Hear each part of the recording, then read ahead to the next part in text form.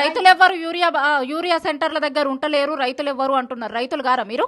రైతులమేమవ్వ, మేము రైతులమే చూపిస్తాం. మరి షేర్ల కాడ తోలుకపోయి ఎవడు అన్నాడో ఊరియా మత్తు వస్తుందని ఏ బాడుకా అన్నాడో తోలుకరమ్మ రాని అన్ని ఎవడో.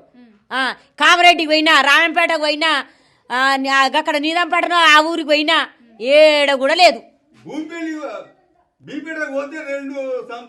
ఏడి పోయినా దొరకలేదు. సప్పుడు మర్రి వచ్చిన ఇకేం చేయాలి? ఎప్పటి రాకుంటారు మీరు? ఇట్లా పొద్దుగాల వచ్చి ఎప్పటి రాక చూస్తారు? కొద్దిగా దాకా కూర్చుంటున్నా ఇట్లనే, వస్తలేదు. సప్పుడు పోతున్నాం. ఇంకా అన్నముల మనవాడ అన్నం లేదు, ఏది లేదు. 15 రోజులు చూడబట్టి ఇక వస్తాయి, రేపు వస్తాయి, మాపు వస్తాయి, రేపు వస్తాయి. ఇదే చెప్పుడు ఇక వస్తాయి. ఆ సాలరు ఇస్తలేరు, వస్తలేవు.